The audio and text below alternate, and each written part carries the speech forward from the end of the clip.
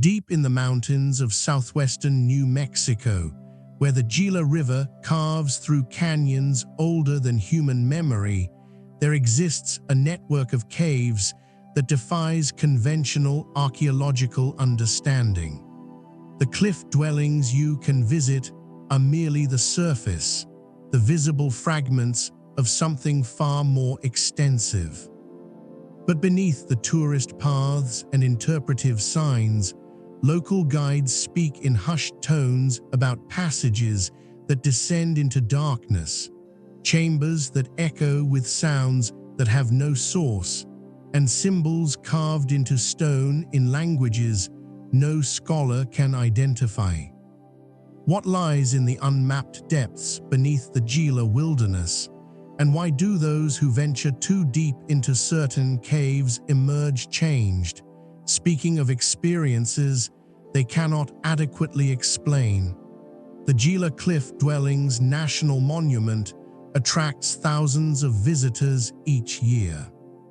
They walk the designated trails, peer into the alcoves where the Mogollon people built their stone rooms 7 centuries ago, and take photographs of the remarkable preservation. Park rangers offer explanations about daily life, agricultural practices, and the reasons these ancient inhabitants eventually abandon their clifftop homes. It is a sanitized, comfortable version of history, neatly packaged for public consumption. But this official narrative represents only a fraction of the story. The archaeological record shows human presence in the Gila region stretching back at least 10,000 years, and the Mogollon culture that built the famous cliff dwellings was simply the most recent in a long succession of peoples who found something compelling about these particular canyons and caves. The deeper you dig into the historical and archaeological evidence, the stranger the picture becomes. Local ranchers, hunters, and longtime residents of the region have known for generations that the mapped cave systems represent only a small percentage of what exists beneath the Gila wilderness. There are stories passed down through families and shared around campfires of passages that extend for miles into the earth, of chambers so vast that a light cannot reach their ceilings, of underground waterways that flow through darkness toward unknown destinations.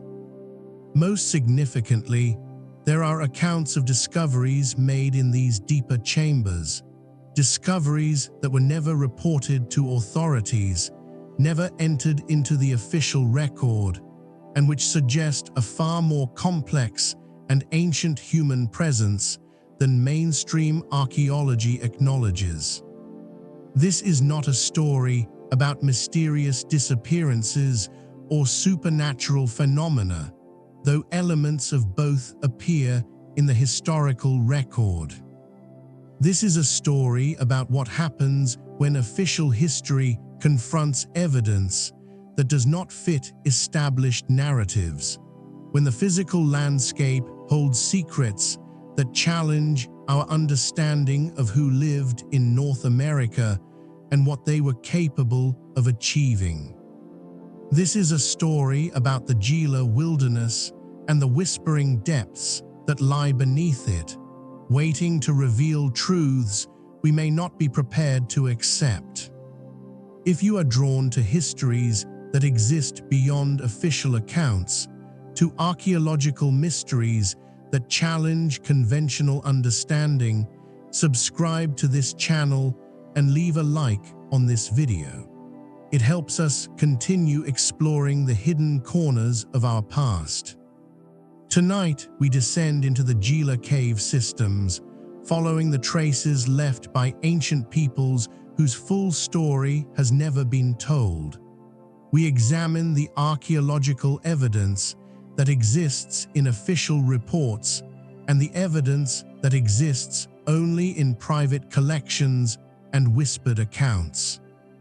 We investigate why certain discoveries were suppressed or ignored, and we ask what still remains hidden in the unmapped passages that honeycomb the mountains of southwestern New Mexico.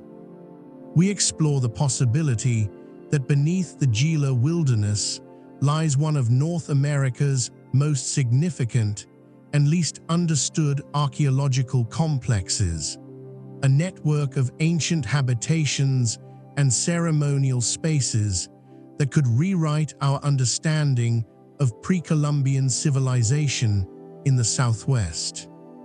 The Gila Wilderness encompasses 558,000 acres of rugged mountain terrain in southwestern New Mexico, making it one of the largest wilderness areas in the continental United States. The landscape is dramatic and unforgiving. Steep canyons carved by millennia of water erosion, mountain peaks rising above 10,000 feet, dense forests of ponderosa pine and Douglas fir at higher elevations, giving way to pinyon juniper woodland, and eventually to desert scrub in the lower valleys. The Gila River and its tributaries have created a complex topography of cliffs, alcoves, and caves, providing natural shelter that humans have exploited for thousands of years. The region's geology is key to understanding both its visible archaeology and its hidden depths. The Gila area sits at the edge of the Basin and Range Province, a region characterized by extensive faulting and volcanic activity. The mountains here are composed primarily of volcanic tuff and rhyolite, rocks that were formed from ancient volcanic eruptions and deposited in thick layers. Over millions of years, water has carved through these relatively soft volcanic rocks, creating caves, passages, and chambers in a process similar to the formation of limestone caves, but with distinct characteristics. Volcanic tuff, formed from compacted volcanic ash, is particularly prone to erosion along fracture lines and zones of weakness. Water seeping through the rock dissolves minerals, widens cracks, and gradually excavates voids. The result is a landscape riddled with caves of various sizes, from small alcoves barely large enough for a person to squeeze into, to chambers capable of housing entire communities. Many of these caves are visible from the surface, openings in cliff faces that are accessible with varying degrees of difficulty. But many more are hidden, their entrances concealed by rockfalls, vegetation, or simply by their location in remote, rarely visited parts of the wilderness. The official archaeological focus has been on the Gila Cliff Dwellings, a cluster of rooms built into natural alcoves about 180 feet above the canyon floor. These structures were constructed by people of the Mogollon culture around 1280 CE during a period of intense population aggregation in the southwest. The dwellings consist of approximately 40 rooms constructed from stone and mortar, timber, and other organic materials. They show evidence of both residential and ceremonial use, with living quarters, storage rooms, and at least one structure that appears to have served a ritual purpose. The Mogollon people who built these cliff dwellings were agriculturalists who also hunted and gathered wild resources. They grew corn, beans, and squash in fields along the river bottoms and on mesa tops. They created sophisticated pottery, distinctive for its black-on-white designs and later for its polychrome decorations. They constructed pit houses earlier in their cultural sequence, semi-subterranean dwellings that provided insulation against temperature extremes before transitioning to above-ground masonry structures in their later phases. The Mogollon abandoned the Gila Cliff Dwellings around 1300 CE after occupying them for only about 20 to 30 years. The reasons for this abandonment are debated, with explanations ranging from drought and resource depletion to social conflict and religious transformation. Whatever the cause, the cliff dwellings were left empty, gradually filling with debris and animal nests, until they were rediscovered by American settlers and explorers in the late 19th century. This is the story presented in official archaeological publications and repeated in park brochures and guided tour. It is not false, but it is dramatically incomplete. The Mogollon occupation of the cliff dwellings represents only the most recent and most visible chapter of human presence in the Gila region. The deeper, older story is far stranger and more complex. Archaeological surveys of the broader Gila wilderness have identified literally thousands of sites representing human activity over the past 10,000 years. These range from small scatters of stone tools and pottery fragments to substantial villages, from rock art panels to agricultural terraces. The density of archaeological sites in some areas is remarkable, indicating that the region supported significant human populations for extended periods. But the surveys have also identified something else: evidence of extensive modification and use of cave systems that goes far beyond the simple shelters and storage facilities that official archaeology acknowledges. In dozens of locations throughout the wilderness, researchers have found caves with artificially modified entrances, passages that show evidence of deliberate excavation or widening chambers, with walls that have been smoothed or shaped, and most intriguingly vertical shafts and descending passages that extend into the mountain much deeper than natural cave formation alone would explain. Most of these discoveries have been briefly noted in survey reports and then effectively forgotten, filed away in archives where they gathered dust. The reasons for this neglect are complex. Some sites are in extremely remote locations, accessible only by difficult cross-country hiking through roadless wilderness. Investigating them would require substantial resources, specialized equipment, and extensive time commitments that exceed the budgets and priorities of most archaeological projects.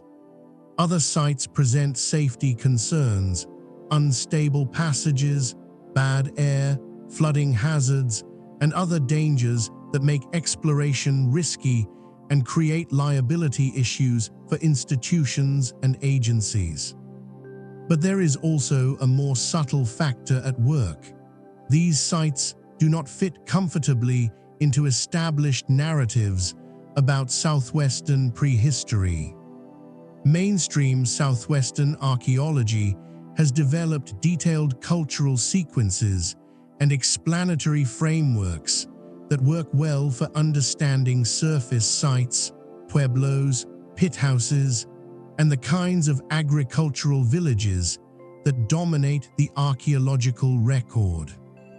Extensive cave systems with evidence of modification and intensive use, particularly those that descend deep into the earth, do not fit these frameworks. They suggest possibilities that are difficult to reconcile with current understanding: large-scale coordinated labor for purposes that are not immediately obvious, technological capabilities that seem anomalous for the time periods in question, and perhaps most troubling, they hint at aspects of ancient southwestern cultures that are not documented in the ethnographic record of modern Pueblo peoples. When archaeological evidence contradicts established narratives, there is often a tendency to minimize or explain away the contradictions rather than revise the narratives. This is not necessarily a conscious conspiracy to suppress evidence, but rather a natural conservatism in scientific disciplines, a reluctance to embrace dramatic revisions of understanding based on fragmentary or ambiguous evidence. However, the cumulative weight of discoveries in the Gila cave systems has reached a point where the official silence is becoming increasingly difficult to maintain. One of the most significant, yet least publicized discoveries occurred in 1947, when a rancher named Thomas Harlan was searching for stray cattle in a remote canyon about 15 miles northwest of the Gila Cliff Dwellings. Harlan had grown up in the area and knew the wilderness intimately, but on this particular day, he was exploring a side canyon he had not previously entered. He discovered a cave entrance partially concealed by a rockfall, a dark opening perhaps 4 feet high and 6 feet wide, exhaling cool air that suggested substantial chambers beyond. Harlan returned the next day with rope and lanterns, bringing along his teenage son and a neighbor. They moved enough of the rockfall debris to widen the entrance and descended into the cave. What they found, according to Harlan's account written in a letter to a friend years later, was extraordinary. The entrance passage descended at a steep angle for approximately 100 feet before opening into a large chamber. The chamber walls showed clear evidence of modification. They had been smoothed and in some places carved with geometric patterns and symbols. The floor had been leveled and contained the remains of stone structures, circular arrangements of upright slabs that might have served as walls for dwellings or ceremonial enclosures. But it was what lay beyond this first chamber that most astonished Harlan and his companions.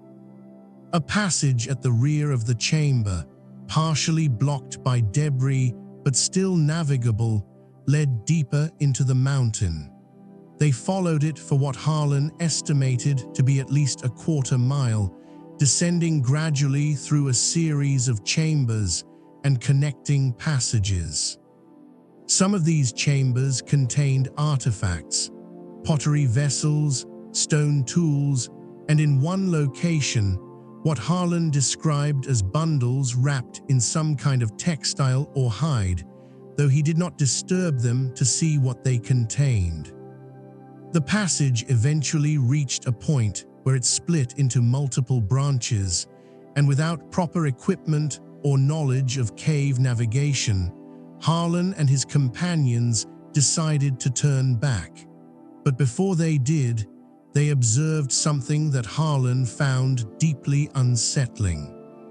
From somewhere deeper in the cave system, carried along the passages by air currents, came sounds. Not the natural sounds of dripping water or shifting rock, but rhythmic sounds, almost like drumming, and what might have been voices or singing, though so distant and distorted by echoes that it was impossible to be certain. Harlan and his companions made their way back to the surface, unnerved by their experience. In the following days, Harlan debated what to do with his discovery. He considered reporting it to the University of New Mexico or to the National Park Service, but he was concerned about losing access to his grazing lands if the area was designated as archaeologically significant. He also questioned whether anyone would believe his account of the extensive passage system and the strange sounds. In the end, Harlan told only a few trusted friends about the discovery, swearing them to secrecy. He returned to the cave once more, alone, intending to explore further, but he found that another rockfall had completely sealed the entrance. Whether this was a natural occurrence or whether someone or something had deliberately closed the passage, he could not determine. He never found the entrance again, though he made several attempts over the following years. Harlan's account, preserved in his letter and in oral histories collected from his descendants, might be dismissed as fabrication or exaggeration if it were an isolated case, but it is not. Similar stories, with consistent details, appear repeatedly in the historical record of the Gila region. In 1952, a team of geologists conducting mineral surveys in the Gila wilderness reported finding a cave entrance that led to passages containing what they described as primitive mining operations. They documented evidence of systematic excavation of copper-bearing rock, stone tools left at the work sites, and passages that had been widened and reinforced to facilitate the removal of ore. The geologists estimated that the amount of rock removed represented years, possibly decades, of intensive labor. What made this discovery particularly significant was the apparent age of the mining operation. The geologists noted that the passages showed extensive weathering and mineral deposition that would take centuries to develop. Moreover, the mining techniques appeared to predate the Mogollon culture. The tools recovered were of a more archaic style, similar to those associated with archaic period peoples who occupied the Southwest between 5,500 and 2,000 years ago. This suggested that complex underground mining and excavation in the Gila region might date back thousands of years earlier than conventional archaeology would predict. The geologists submitted their report to their employer, a mining company evaluating the commercial potential of the area. The company apparently decided that the copper deposits were insufficient for profitable extraction, and the report was filed away. It was rediscovered in the 1980s by a historian researching the history of mining in New Mexico, and by that time, the exact location of the cave entrance had been lost. The geologists who conducted the original survey had either passed away or could not remember the precise location after 3 decades. Throughout the 1960s and 1970s, as hiking and wilderness recreation became increasingly popular, more reports of unusual cave discoveries filtered out of the Gila wilderness. Most of these were anecdotal, stories told by backpackers and hunters who claimed to have found caves with evidence of ancient occupation extending deep into the mountains. A few made it into the written record. In 1971, a group of experienced cavers from the National Speleological Society conducted an expedition specifically focused on documenting and mapping caves in the Gila wilderness. Over the course of 2 weeks, they explored and surveyed more than 30 cave systems. Their final report, published in the Society's bulletin, noted that several of the caves showed clear evidence of human modification and use. One cave in particular, which they designated as GW17 in their survey notes, contained passages that they estimated extended at least half a mile into the mountain. GW17 featured multiple levels connected by natural chimneys and by what appeared to be artificially cut passages. The walls in several chambers bore petroglyphs and pictographs, rock art that included both recognizable Mogollon motifs and other symbols that did not match any known southwestern cultural tradition. One chamber, located approximately 300 feet below the surface entrance, contained a spring of clear water and showed evidence of having been used as a habitation site. The floor was covered with a deep layer of organic debris and artifacts, suggesting centuries of intermittent occupation. The cavers noted that GW17 appeared to continue beyond the point where they terminated their survey.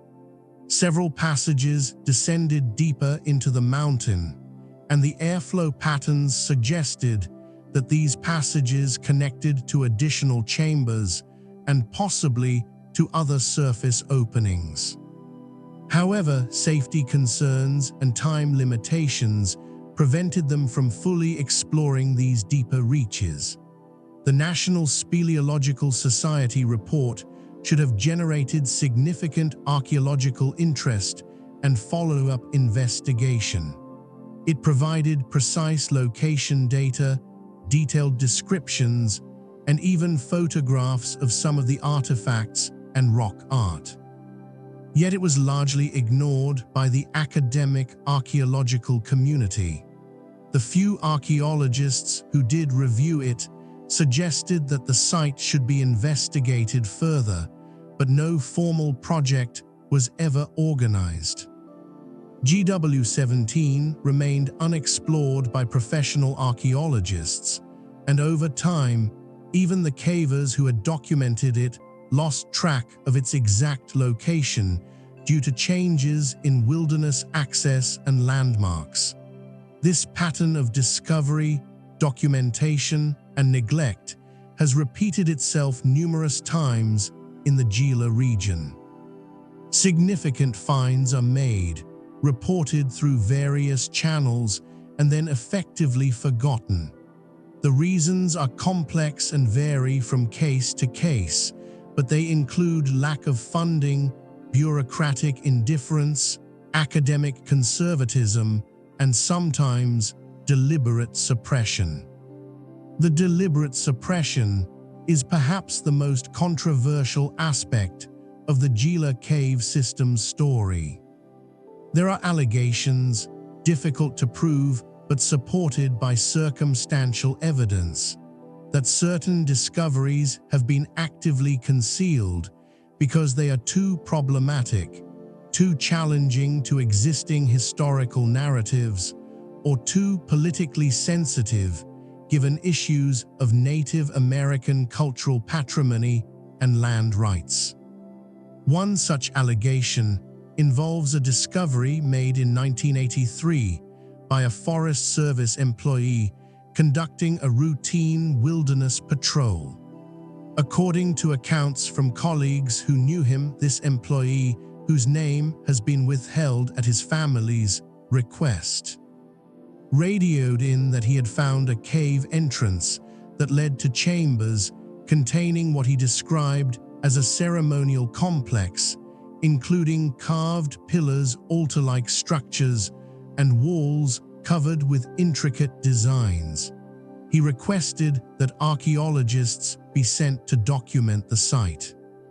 When the Forest Service and cooperating archaeologists arrived at the location 2 days later, they found the cave entrance, but according to reports, it had been deliberately sealed with explosives.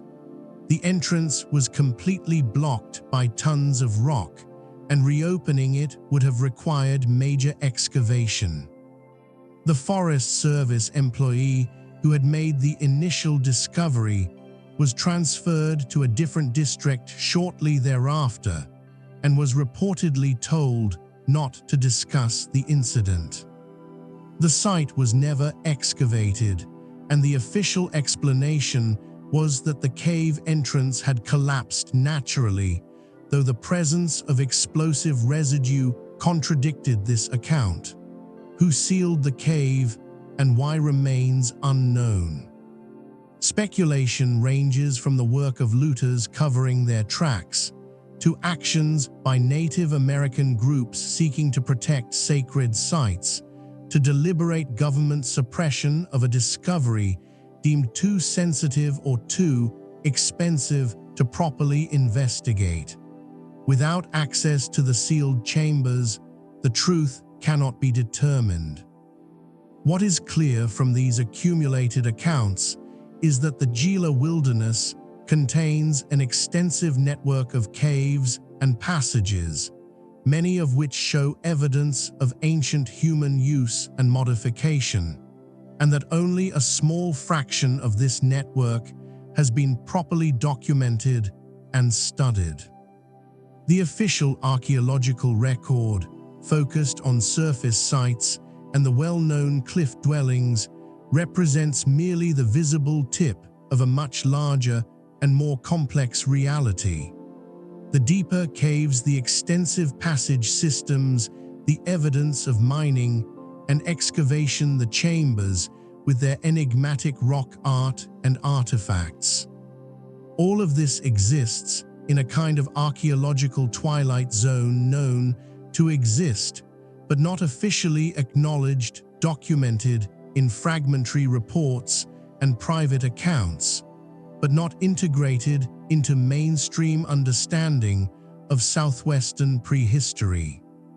To understand why this situation persists, we need to examine what the deeper caves contain, what they suggest about the capabilities and activities of ancient peoples in the Gila region, and why this evidence is so challenging to conventional archaeological frameworks. The question of what exists in the deeper, less accessible caves of the Gila wilderness can be approached from multiple angles. The physical evidence that has been documented in official reports, the artifacts and observations recorded in unofficial accounts, the testimony of modern explorers who have ventured into restricted areas, and the interpretations offered by researchers willing to challenge conventional narratives. Together, these sources paint a picture that is both fascinating and deeply puzzling, suggesting that the ancient peoples of the Gila region engaged in activities and created structures underground that far exceeded what we see in their surface dwellings. The most thoroughly documented deep cave site in the Gila region, though still inadequately studied, is a complex known in archaeological literature as LA 12,847, located approximately 8 miles from the Gila Cliff Dwellings in a side canyon, accessible only by a difficult scramble up a tailless slope. The site was first formally recorded in 1978 by archaeologists from Western New Mexico University, who were conducting a comprehensive survey of the wilderness area.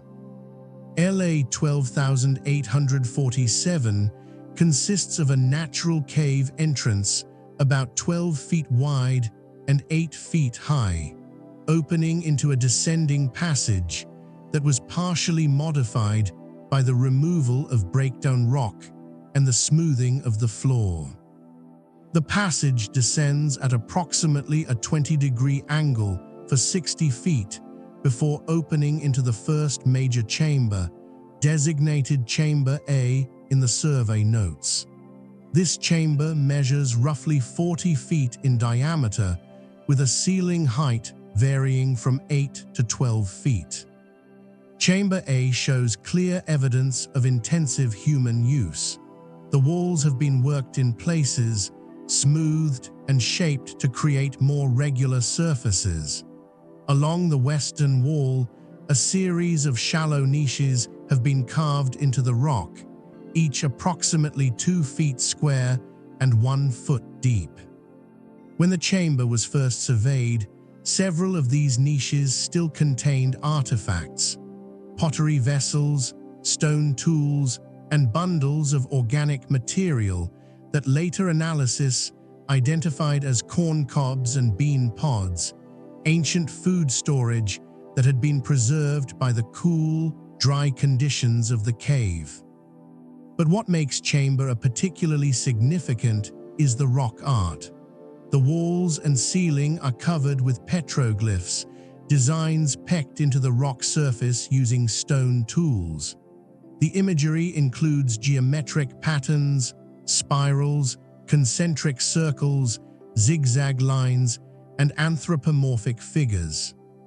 Some of these designs are consistent with Mogollon rock art traditions documented at other sites in the region. But others are different, more complex and precise in their execution, following mathematical proportions that suggest sophisticated planning and possibly astronomical or calendrical significance. One panel in particular has attracted considerable attention from the few researchers who have studied it. Located on the northern wall of Chamber A, it depicts what appears to be a map or diagram, a series of interconnected circular and rectangular shapes arranged in a branching pattern.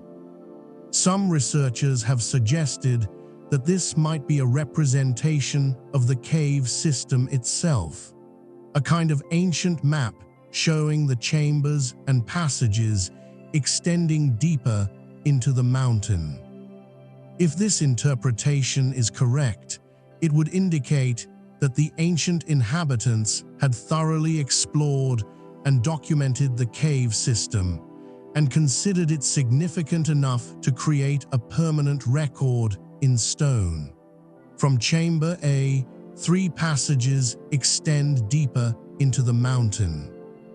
One ascends slightly and terminates after about 30 feet in a small alcove that appears to have been used for storage or possibly for privacy, a retreat within the cave. The second passage is partially collapsed and was not fully explored during the 1978 survey due to safety concerns. The third passage, the most significant, descends sharply through a narrow squeeze that opens into Chamber B, approximately 150 feet deeper into the mountain and 50 feet lower in elevation than the entrance. Chamber B is larger than Chamber A, measuring approximately 70 feet long, 40 feet wide, and with ceiling heights reaching up to 20 feet in places. The chamber appears to be primarily natural in origin, but it shows extensive evidence of human modification and use. The floor has been leveled in places by the removal of rocks and the filling of depressions with smaller stones and clay. Along the walls, stone constructions create defined spaces, low walls that might have delineated separate activity areas or living spaces. Most significantly, Chamber B contains what the 1978 survey described as a ceremonial feature. At the center of the chamber floor, a circular depression approximately 6 feet in diameter has been excavated to a depth of about 3 feet. The walls of this depression are lined with carefully fitted stone slabs, creating a structure reminiscent of a kiva, the circular ceremonial chambers used by Pueblo peoples. Inside the depression, excavation revealed layers of ash, charcoal, and artifacts, including pottery fragments, stone tools, and small objects of carved stone and shell that may have served as offerings. Radiocarbon dating of charcoal from different layers in this feature produced dates ranging from approximately 850 CE to 1200 CE, indicating that the chamber was used repeatedly over a period of at least 350 years.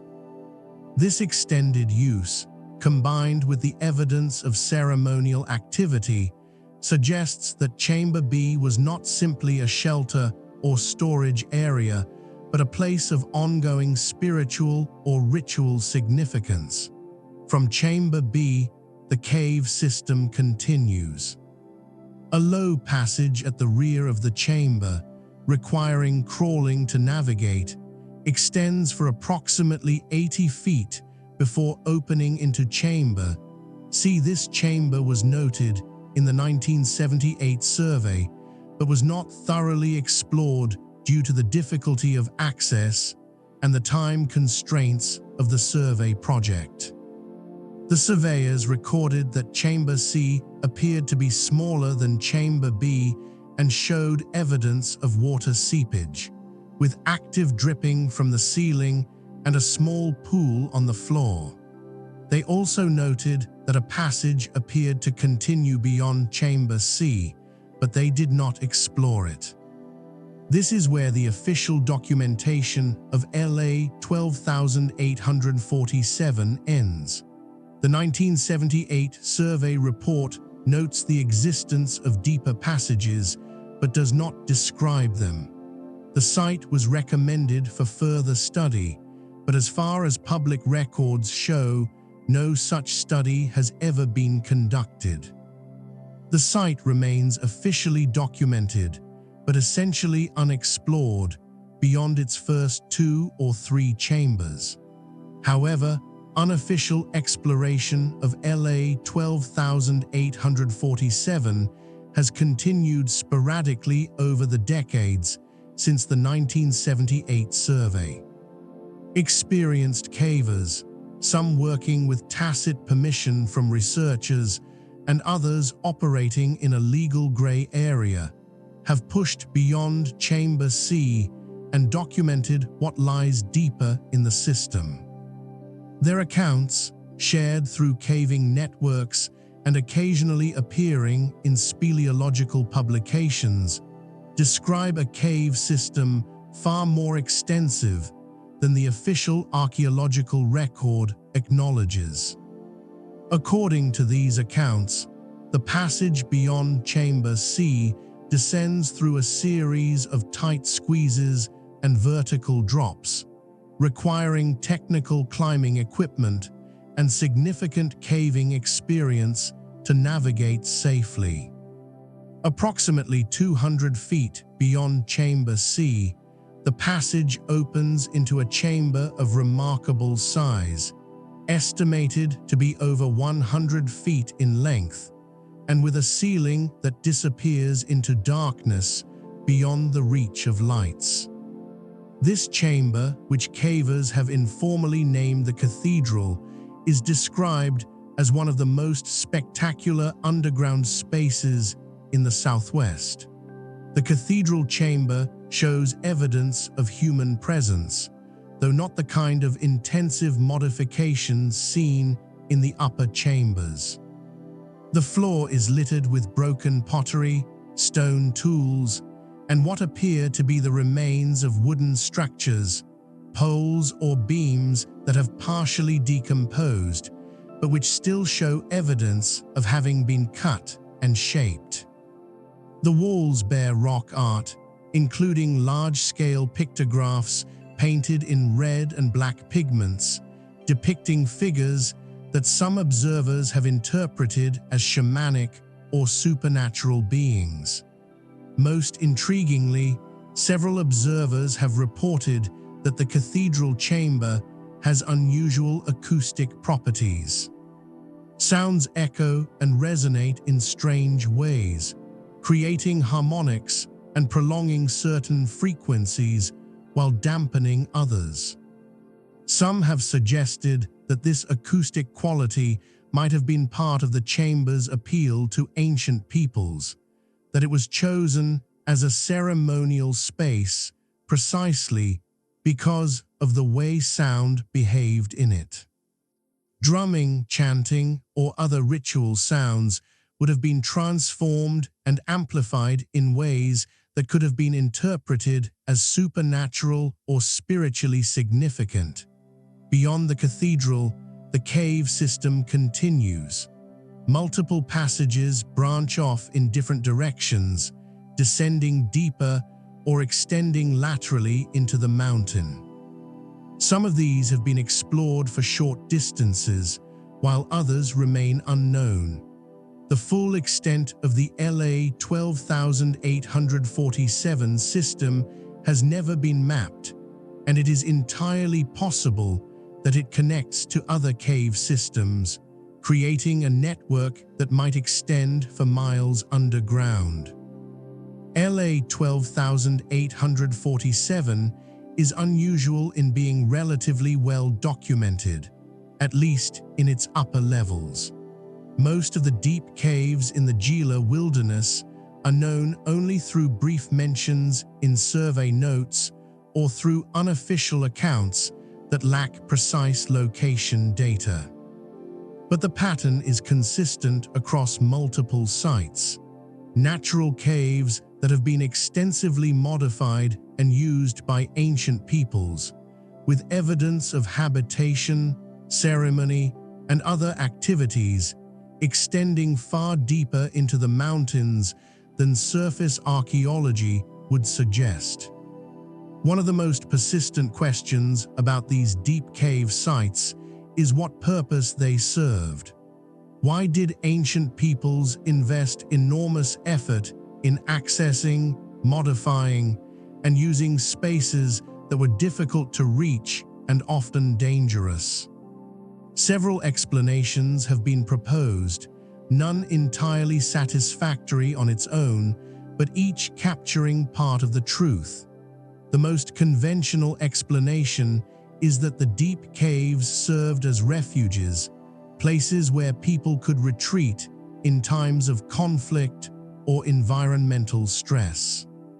The entrance passages could be defended or concealed, and the chambers provided shelter from enemies or from extreme weather.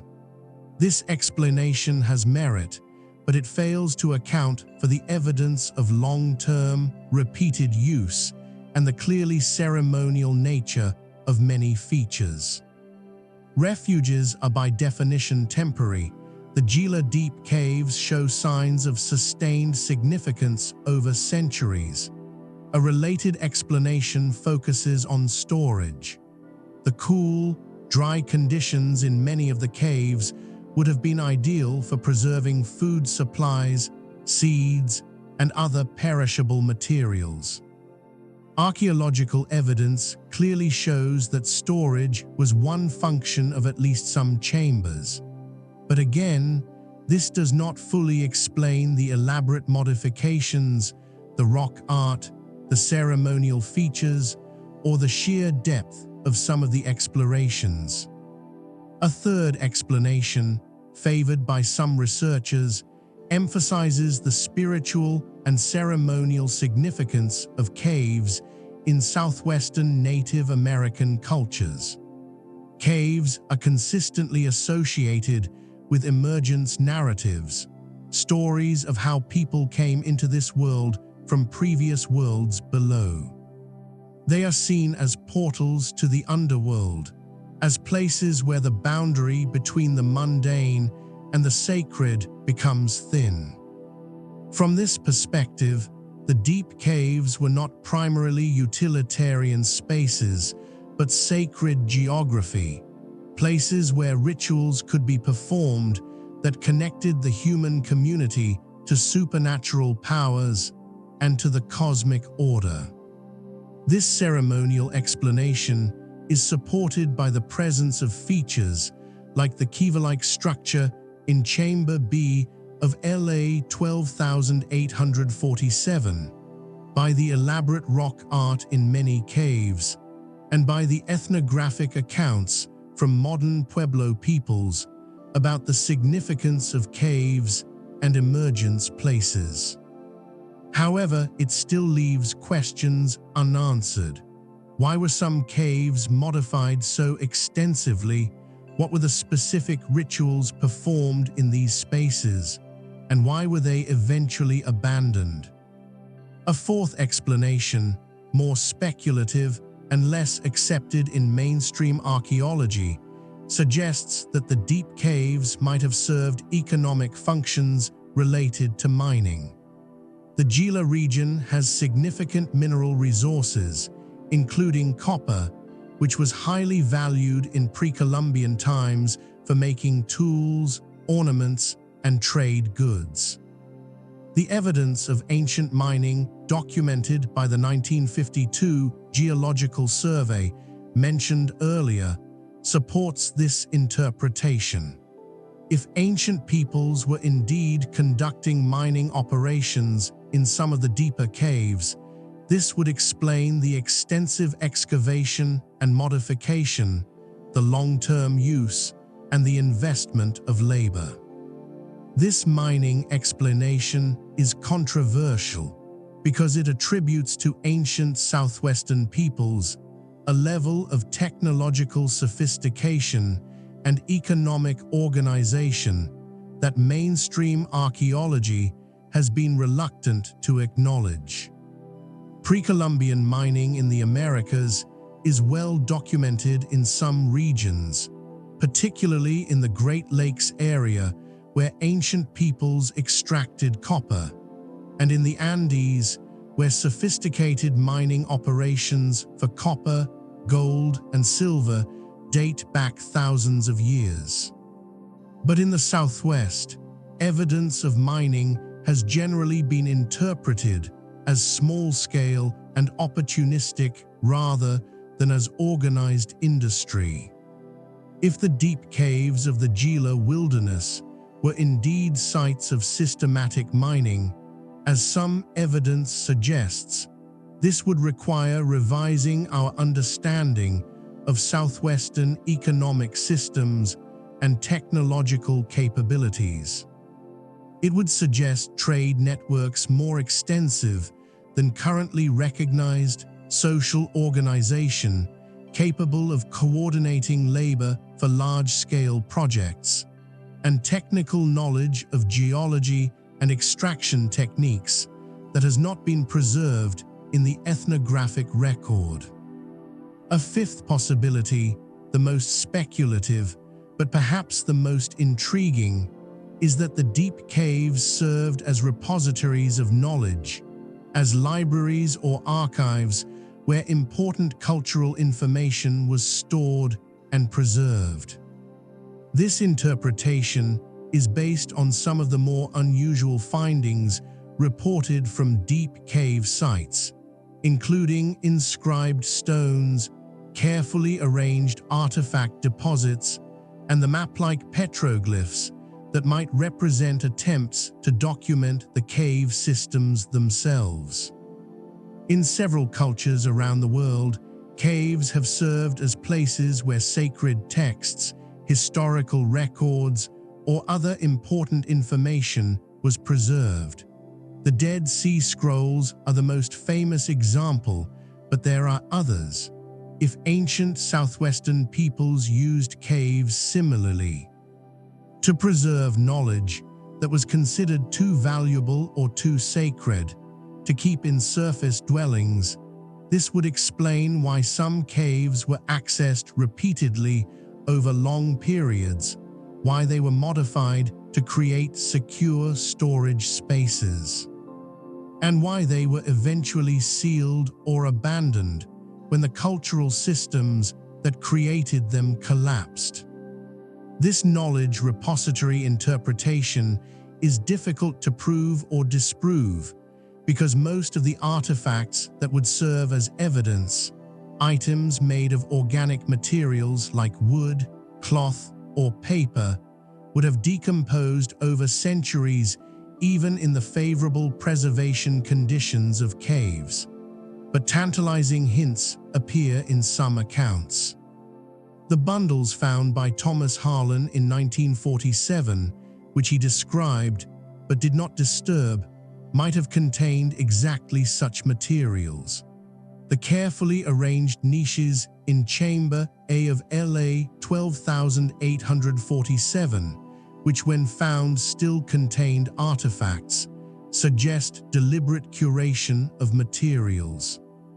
And the sealed chamber reported in 1983, if the account is accurate, might have been protecting precisely such a repository. Whatever the purposes of the deep caves, their existence points to a dimension of ancient southwestern life that is poorly understood and inadequately studied.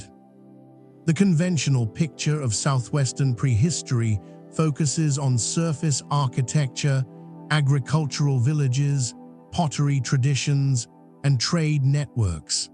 It portrays societies that were certainly sophisticated in their own ways, but fundamentally limited by their technologies and environmental constraints. The deep cave systems suggest something different. They suggest peoples who were willing and able to undertake projects requiring sustained effort, technical skill, and social coordination on a scale that challenges our assumptions. Modifying caves, creating access routes through difficult terrain, maintaining ceremonial or economic activities in spaces far from daylight. All of this required capabilities that go beyond the simple agricultural village model. Moreover, the time depth of cave use in the Gila region is significant. While some caves, like LA 12,847, show primarily Mogollon period occupation, others have yielded artifacts and features suggesting much earlier use. Archaic period materials, dating from 5,500 to 2,000 years ago, appear in several cave contexts. Even earlier Paleo-Indian artifacts, from the period 10,000 to 8,000 years ago, have been found in cave deposits, though usually in upper levels, suggesting occasional use rather than intensive occupation. This means that people have been using the Gila caves for at least 10,000 years and possibly longer. The knowledge of which caves existed, where they led, what purposes they served, this knowledge was maintained and transmitted across countless generations and through multiple cultural transformations. The Mogollon people who built the cliff dwellings in the 13th century were inheriting and building upon a tradition of cave use that stretched back to the very beginning of human presence in the region. What happened to all that accumulated knowledge when the Mogollon abandoned the Gila region around 1300 CE? Some of it was presumably carried forward by their descendants, the modern Pueblo peoples who are the inheritors of Mogollon culture, but much appears to have been lost. The specific locations of deep caves, the purposes they served, the rituals performed in them, the stories associated with them, all of this faded from collective memory or became secret knowledge held by a few.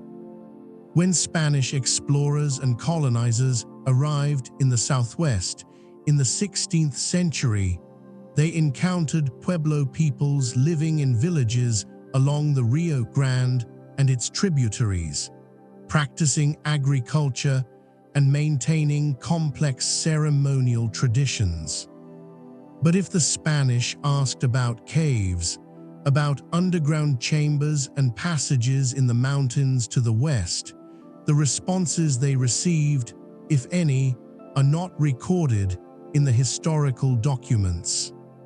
Either the knowledge had been lost by that time, or it was deliberately withheld from the foreign intruders, kept as secret knowledge that outsiders had no right to access. This pattern of secrecy continues into the present.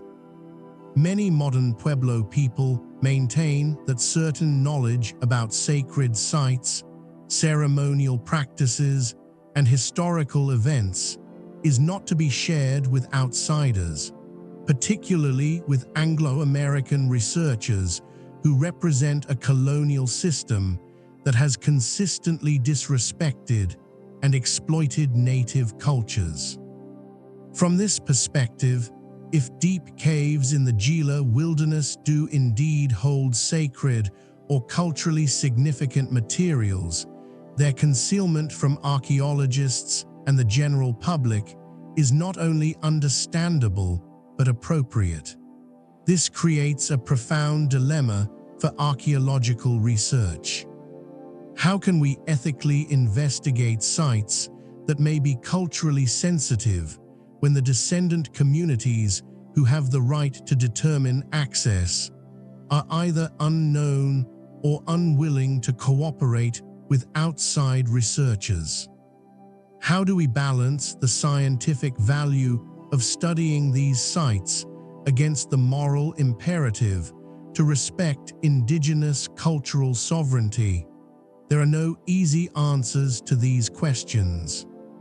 What is clear is that the current situation, where significant sites are known to exist but remain unstudied, and where discoveries are made but not properly documented or integrated into historical understanding, serves no one's interests.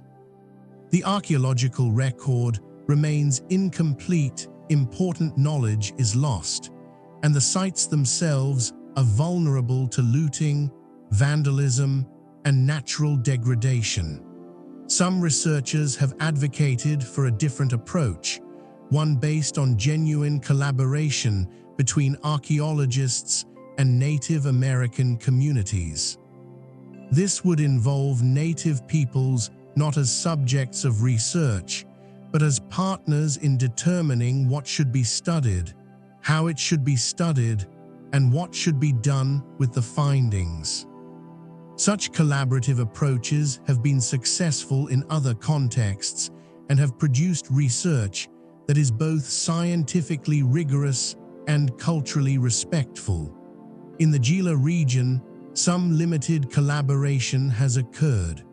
Pueblo consultants have worked with archaeologists on specific projects, providing cultural context and helping to interpret findings. But these collaborations have generally focused on surface sites and the well-known cliff dwellings. The deep caves, with their more ambiguous status and their potential connection to secret or sacred knowledge, remain largely outside the scope of collaborative research. Meanwhile, the caves themselves continue to exist, largely unknown and unexplored. Each year, a few more unofficial explorations occur.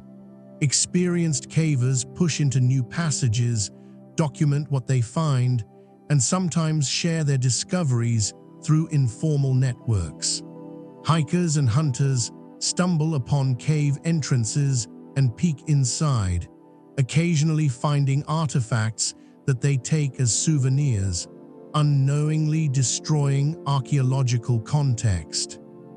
Natural processes of erosion and collapse continue, potentially sealing passages or destroying features that have survived for centuries. The question that haunts anyone who studies the Gila cave systems is what remains to be discovered. How extensive are the unmapped passages? What artifacts and features might still be preserved in chambers that no modern person has entered? What knowledge about ancient southwestern peoples, their beliefs, their capabilities, their histories, might be locked away in the darkness, waiting for discovery or fading into oblivion? The tantalizing hints that exist in the historical record, the fragmentary accounts of vast chambers and extensive passage systems, the reports of unusual finds that were never properly investigated. All of this suggests that the full story of the Gila Caves is far from being told. What we know represents only the barest outline of a much larger and more complex reality. In the next section of this investigation, we will examine one of the most controversial aspects of the Gila cave systems: the persistent reports of anomalous findings. Artifacts and features that do not fit comfortably into established archaeological frameworks, and that raise questions about who was in the Southwest when they were there and what they were doing. These are the discoveries that mainstream archaeology has been most reluctant to acknowledge, the evidence that sits uneasily at the margins of accepted knowledge, waiting for a framework that can make sense of it. The history of archaeology in the American Southwest is filled with discoveries that challenged prevailing assumptions and forced revisions of established timelines and cultural sequences. The recognition that Paleo-Indian peoples hunted mammoths and other Ice Age megafauna, proven by the discovery of Clovis points in association with extinct animal remains, pushed back the known date of human presence in the Americas by thousands of years. The discovery of extensive agricultural systems and large-scale architecture in places like Chaco Canyon revealed cultural complexity that earlier researchers had not anticipated. Each of these findings was initially controversial, resisted by some scholars and embraced by others, before eventually being integrated into the mainstream understanding. The Gila cave systems have produced their own set of controversial findings, discoveries that challenge current understanding in ways that make many archaeologists uncomfortable. Unlike the Clovis discoveries or the Chaco findings, which were made in controlled excavations by professional researchers and published in peer-reviewed literature, many of the anomalous Gila discoveries exist in a gray zone of documentation. They appear in survey notes that were never followed up, in private collections that were never properly catalogued, in oral histories and personal accounts that lack the evidentiary rigor of formal archaeology. This makes them easy to dismiss. Without proper excavation context, without photographs and detailed documentation, without the ability to verify claims through independent investigation, anomalous findings can be relegated to the category of folklore or pseudo-archaeology, interesting stories, but not serious evidence. Yet the sheer number and consistency of these reports, coming from independent sources over many decades, suggests that at least some of them represent genuine discoveries that deserve serious attention. One of the most significant categories of anomalous findings involves artifacts that appear to predate the known cultural sequence of the region. The established chronology for the Gila area has Paleo-Indian occupation beginning around 10,000 years ago, followed by the Archaic period from about 5,500 to 2,000 years ago, and then the various phases of the Mogollon culture from about 2,000 years ago until abandonment around 1300 CE. This sequence is based on diagnostic artifacts, particularly projectile points and pottery types that have been dated at many sites throughout the Southwest. but several deep cave sites in the Gila wilderness have reportedly yielded artifacts that do not fit this sequence. These include stone tools of unfamiliar types, pottery with unusual characteristics, and other objects that cannot be easily assigned to any known southwestern culture. The problem is that most of these artifacts were not found in controlled excavations with clear stratigraphic context, making it impossible to date them reliably or to rule out the possibility that they are intrusive, brought into the caves in later periods and mixed with older materials. One case that has been documented in more detail than most involves a cave designated in survey notes as GW34, located in a remote section of the wilderness approximately 20 miles from the nearest road. This cave was explored in 1981 by a small team that included a professional archaeologist, though the investigation was informal and the findings were never formally published.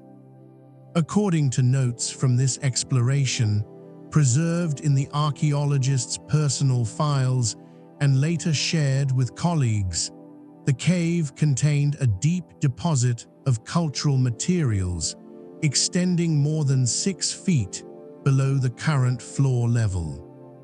The team excavated a small test pit, carefully recording the stratigraphy and collecting samples from different levels.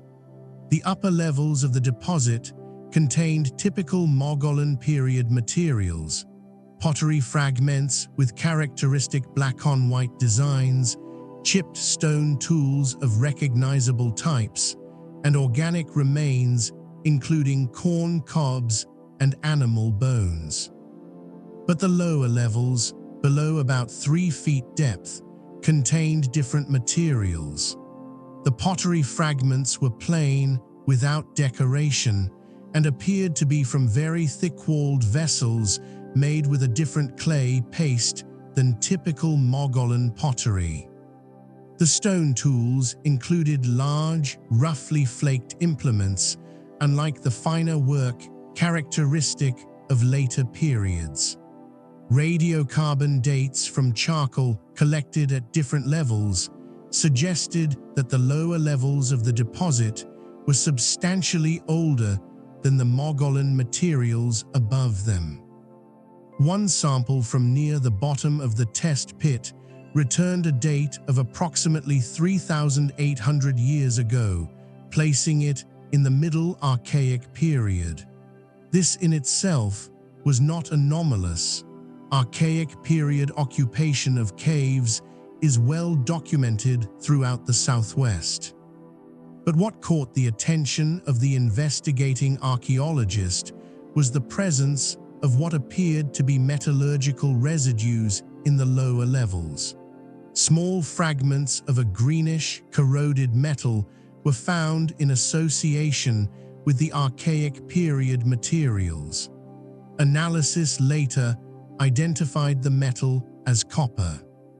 Copper artifacts are known from pre-Columbian contexts in the Southwest, but they are relatively rare and typically appear in later periods, not in the Archaic. Moreover, these fragments were not shaped artifacts like beads or ornaments, but irregular pieces that appeared to be waste from some kind of metalworking process. They were found in association with fire-cracked rocks and concentrations of charcoal, suggesting they came from hearths or furnaces where copper might have been heated or worked. The implications were significant.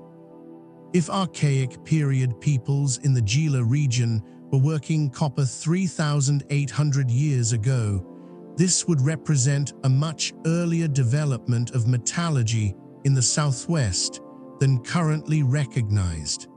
It would also raise questions about where the copper came from and what it was being used for. The Gila region has copper deposits, but they are not particularly rich or easily accessible. Systematic exploitation of these deposits would imply a level of geological knowledge and mining technology not generally attributed to archaic period cultures. The archaeologist who made this discovery recognized its significance and the controversy it would generate. He collected the copper fragments and other materials from the lower levels of the test pit, planning to conduct further analysis and eventually publish the findings. But before he could do so, the materials were stolen from his vehicle during a break-in. He filed a police report, but the items were never recovered. Without the physical evidence, he was reluctant to publish based solely on his notes and photographs, knowing that the claims would be challenged and that he would be unable to produce the materials for independent verification. This incident, frustrating as it was, follows a pattern that appears repeatedly in the history of Gila cave archaeology. Significant finds are made, but the evidence disappears, is lost, or is otherwise rendered unavailable for verification. Sometimes this appears to be simple bad luck or carelessness. Other times, as in the case of the sealed cave entrance discussed earlier, it suggests deliberate interference. Whether there is an organized effort to suppress certain types of discoveries, or whether these are simply isolated incidents of theft and vandalism, is difficult to determine.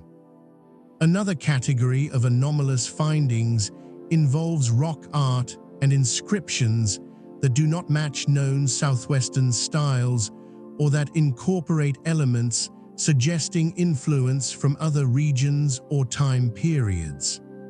The rock art of the Southwest is extensive and has been studied in great detail. Scholars have identified numerous styles and traditions, each associated with particular cultures and time periods. Most of the rock art in the Gila region conforms to recognized Mogollon styles or to earlier archaic traditions, but several caves contain panels that are different. These feature symbols and designs that some observers have compared to writing systems, with repeated glyphs arranged in linear sequences that suggest they might be conveying linguistic information rather than simply creating decorative or symbolic images. The problem is that no pre-Columbian writing system is known to have existed in the Southwest. The Mesoamerican cultures to the south, the Maya and the Aztec and their predecessors, had sophisticated writing systems, but these are well documented and none of the Gila inscriptions match them. One panel in particular has generated considerable speculation.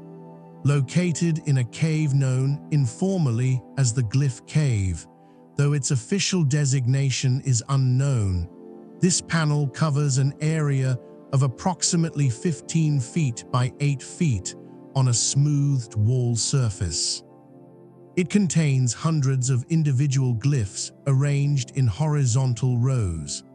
The glyphs are geometric in nature, consisting of combinations of circles, squares, triangles, lines, and dots, but they are executed with precision and regularity that suggests they are not random or decorative, but are encoding specific information. The Glyph Cave panel was first documented in the 1960s by a linguist who was hiking in the area and stumbled upon the cave entrance. Recognizing that the panel was unusual, he photographed it extensively and made detailed drawings. He spent years attempting to decipher the glyphs, approaching them as he would an unknown writing system, looking for patterns, repeated elements, and possible phonetic or symbolic values.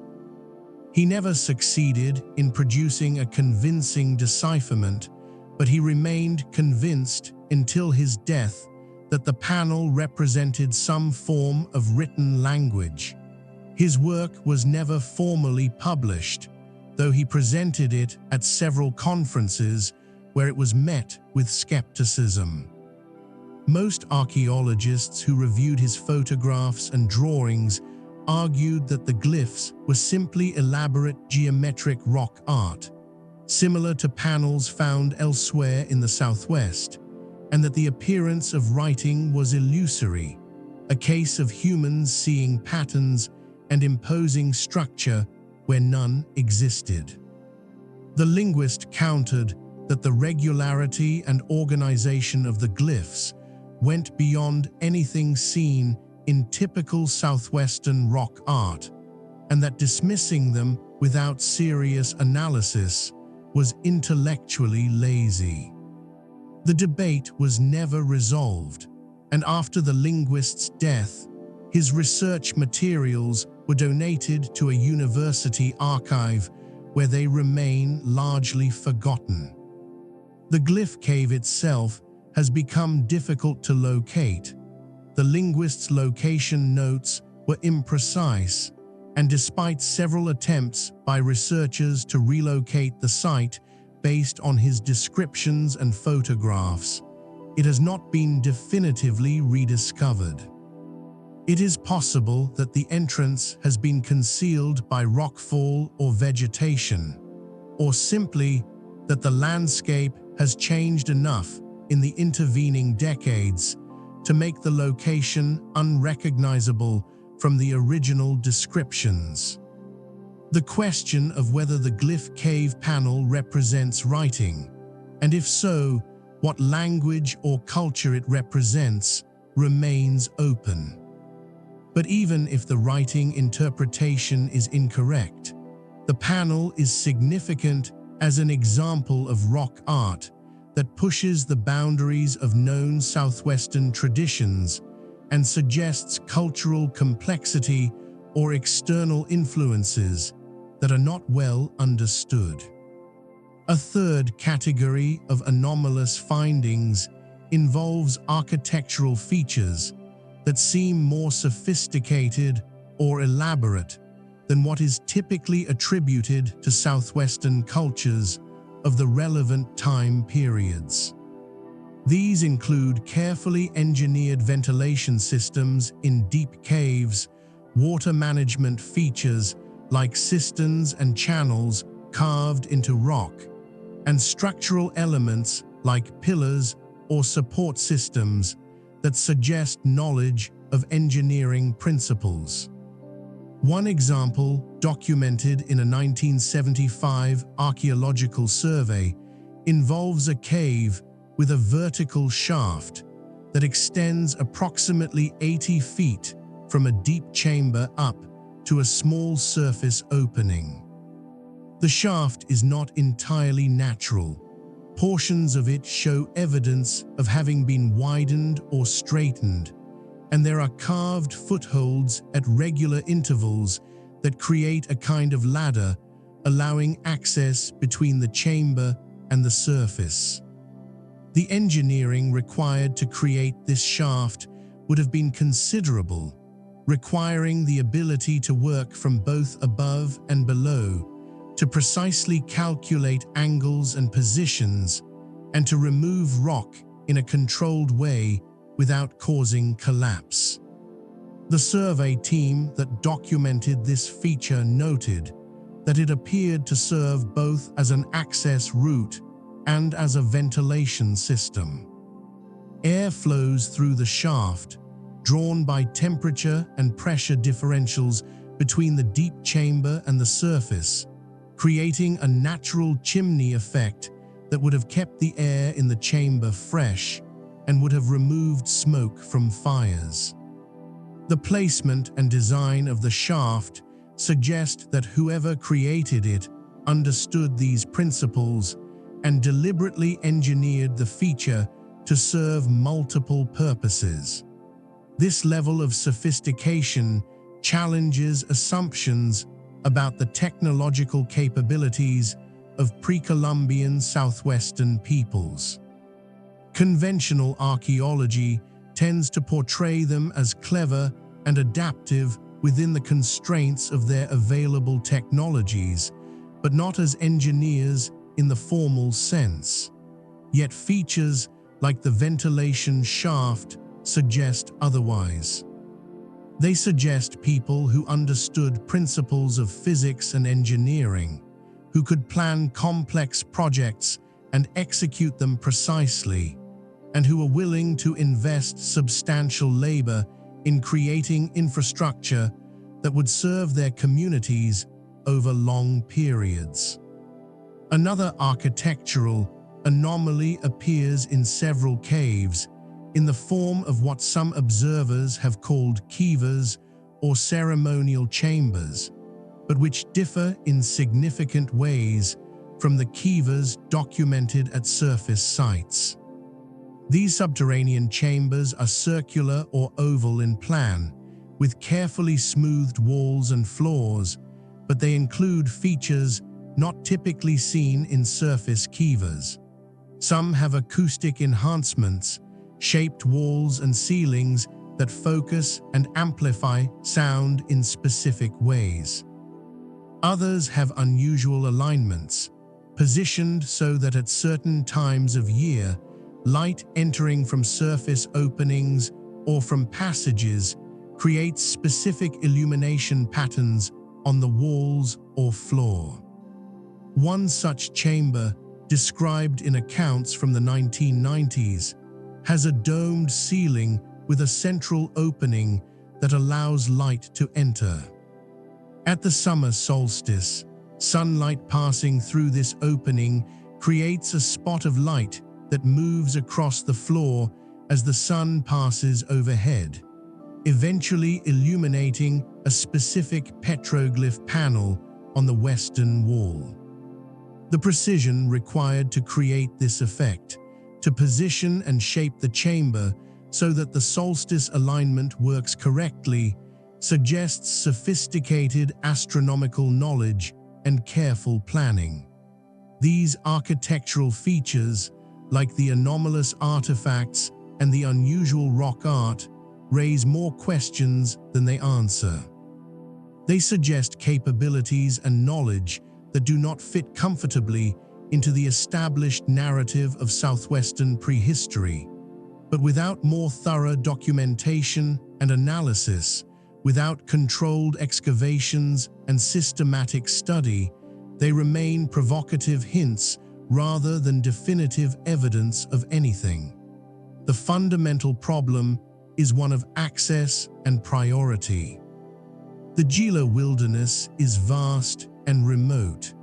Reaching many of the cave sites requires difficult cross-country navigation, sometimes multiple days of backpacking. Proper archaeological investigation would require substantial equipment, multiple personnel, and extended time in the field. All of this costs money, and funding for archaeological research is limited and competitive. Proposals to study deep cave sites in the Gila wilderness must compete with proposals for excavations at more accessible sites, with clearer research questions and more certain payoffs in terms of publishable results. Moreover, there is a chicken and egg problem with funding. To get funding for a major project, you typically need preliminary data showing that the site or question is worth investigating. But getting preliminary data from remote, difficult-to-access cave sites requires resources that go beyond what most researchers can self-fund or obtain through small grants. And if preliminary investigations turn up findings that are anomalous or controversial, that can actually make it harder to get funding for follow-up work, because review panels may be skeptical of claims that challenge established understanding. The result is that the deep caves of the Gila wilderness remain understudied, their full archaeological significance unknown, their potential for revealing new information about southwestern prehistory unrealized. The sites continue to exist, slowly degrading from natural processes and occasional human disturbance, while the questions they raise remain unanswered. In recent years, advances in technology have opened new possibilities for studying these sites without requiring the massive resource commitments of traditional excavation. Remote sensing technologies, including ground-penetrating radar and LiDAR scanning, can reveal subsurface features and map cave systems from the surface or from upper chambers without requiring deep penetration. Portable analytical instruments can identify the chemical composition of artifacts and residues in the field, providing data that previously would have required laboratory analysis. Digital photography and photogrammetry can create detailed three-dimensional records of rock art panels and architectural features that can be studied remotely by researchers unable to visit the sites in person. Some limited application of these technologies has occurred in the Gila wilderness. In 2015, a team from New Mexico State University used ground-penetrating radar to survey the area around the Gila Cliff Dwellings, hoping to identify buried features or subsurface chambers that might not be visible from the surface. The survey covered a relatively small area and was focused primarily on the immediate vicinity of the known cliff dwellings, but it did produce some intriguing results. The radar data revealed what appeared to be voids or chambers beneath the surface in several locations where no cave entrances were visible. These could simply be natural features, pockets of less dense rock or water-filled cavities that create radar signatures similar to open spaces. But they could also be sealed or buried chambers, parts of the cave system that were once accessible but which have been cut off by rockfall or deliberate filling. Follow-up investigation of these anomalies has not occurred, again due to funding and access constraints. The researchers who conducted the survey published a brief report noting the anomalies and recommending further investigation, but no such investigation has been funded. The data exists in digital archives, tantalizing hints of what might lie beneath the surface, waiting for someone with the resources and motivation to pursue them. The question of deliberate concealment or sealing of caves is one that appears repeatedly in Gila cave lore. Beyond the 1983 incident of the explosively sealed cave entrance, there are multiple accounts of caves that were apparently deliberately filled or blocked in ancient times. The motivations for such actions can only be speculated upon. Perhaps certain caves were sealed to protect sacred materials or burial sites from disturbance. Perhaps they were sealed because they were considered dangerous, either physically unstable or spiritually powerful in ways that made them off-limits. Perhaps they were sealed to prevent enemy access during times of conflict. Whatever the reasons, the fact that some caves were deliberately sealed raises the possibility that significant archaeological materials might be preserved in pristine condition in chambers that have been isolated for centuries. If such chambers could be located and accessed, in a careful, controlled way, they might provide information that would revolutionize our understanding of Gila prehistory. But of course, accessing them would require precisely the kind of invasive investigation that is most ethically problematic, particularly if the chambers were sealed for cultural or religious reasons.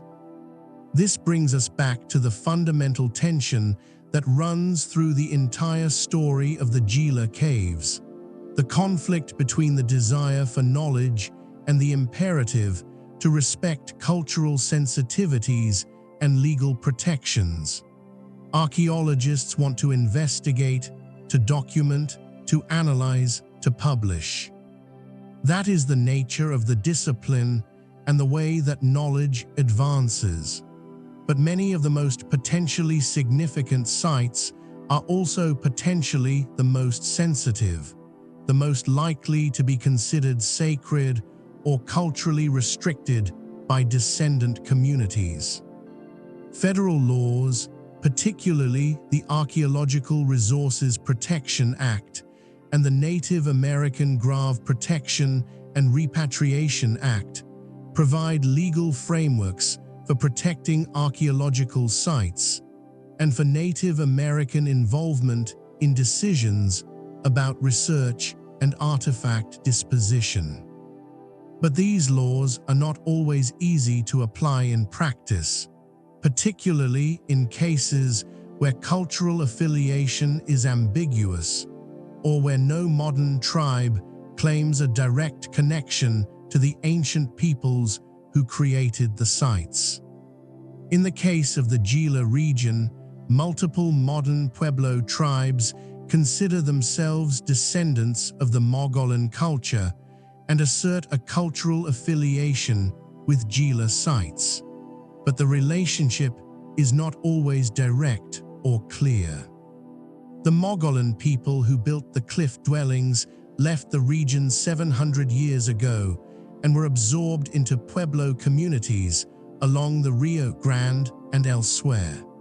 The cultural continuity is real, but it is also mediated through centuries of change, migration, and cultural transformation.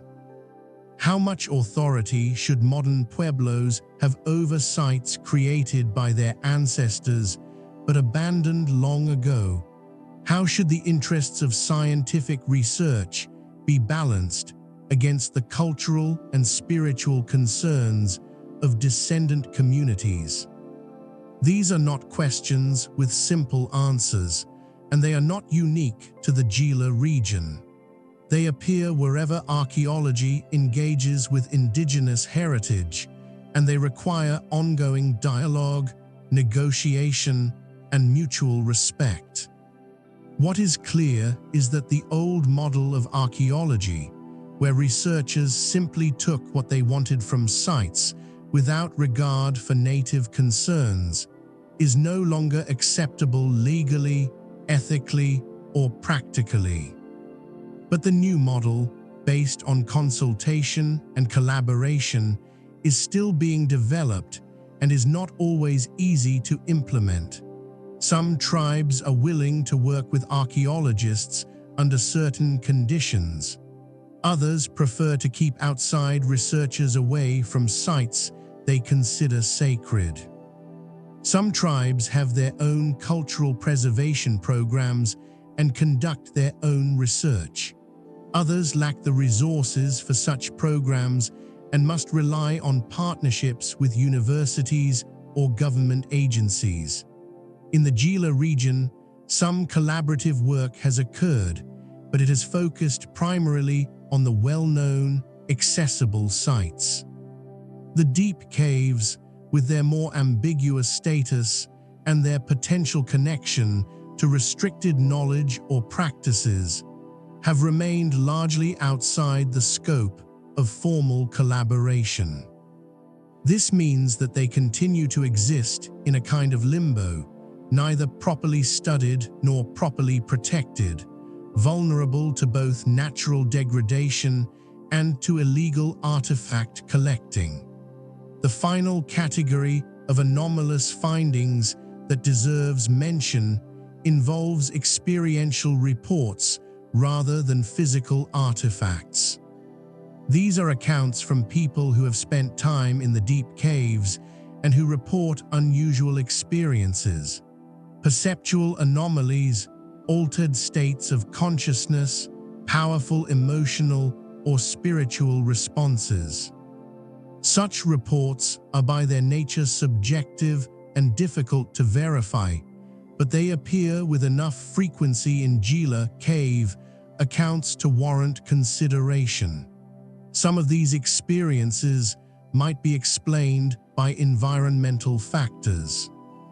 Deep caves can have reduced oxygen levels, elevated carbon dioxide concentrations, or other atmospheric conditions that can affect consciousness and perception. The sensory deprivation of absolute darkness, the disorientation of navigating complex three-dimensional spaces, and the psychological pressure of being deep underground can all create altered states. The acoustic properties of certain chambers can produce unusual auditory experiences, and the echoes and reverberations in large spaces can create the impression of sounds that are not actually present. But some experiential reports describe phenomena that are harder to explain through environmental factors alone. These include visual phenomena, seeing lights or shapes in absolute darkness, hearing voices or music when no sound source is present, and experiencing profound emotional or spiritual states that participants describe as transformative. One account from a caver who explored deep sections of a Gila cave system in 2007 describes spending several hours alone in a large chamber approximately 400 feet below the surface. He reported that after his eyes had fully adjusted to the darkness, he began to see faint, pulsing lights, like bioluminescence, but in patterns that seemed to move across the walls. He also reported hearing what sounded like rhythmic drumming, though he knew he was alone and his companions were in a different section of the cave far enough away that their sounds should not have reached him. The caver was experienced enough to recognize that these perceptions might be hallucinations or misinterpretations of sensory input, but he found the experience profound and unsettling. After emerging from the cave, he researched whether others had reported similar experiences in deep caves and found that they had. Some cave explorers describe these phenomena as psychological responses to extreme environments. Others interpret them as evidence of something more, as genuine perceptions of energies or presences that exist in these deep, isolated spaces. From an anthropological perspective, these experiential reports are significant because they suggest why ancient peoples might have considered deep caves to be spiritually powerful spaces. If the environmental conditions in certain caves reliably produce altered states of consciousness, then shamans or priests seeking visionary experiences would have had good reason to venture into these spaces. The visions and sounds experienced in the darkness could have been interpreted as communications from the spirit world, as encounters with supernatural beings, or as glimpses into other realms of existence. This would help explain the evidence of ceremonial activity in deep caves, the elaborate rock art, the offerings and ritual deposits. These were not simply utilitarian spaces, but liminal zones, places where the boundary between the ordinary world and the sacred became permeable, where humans could encounter powers and presences that were not accessible in the mundane spaces of daily life. Whether we interpret these experiences in psychological terms as products of brain chemistry responding to unusual environmental conditions, or whether we take seriously the possibility that they represent genuine perceptions of non-physical realities, they are clearly significant to understanding why deep caves held such importance in ancient southwestern cultures. The story of the Gila cave systems is not merely a historical narrative about ancient peoples and abandoned sites. It is also a contemporary story about ongoing relationships between people and places, about how indigenous communities maintain connections to ancestral landscapes, and about how modern society grapples with archaeological heritage that challenges convenient narratives and raises uncomfortable questions.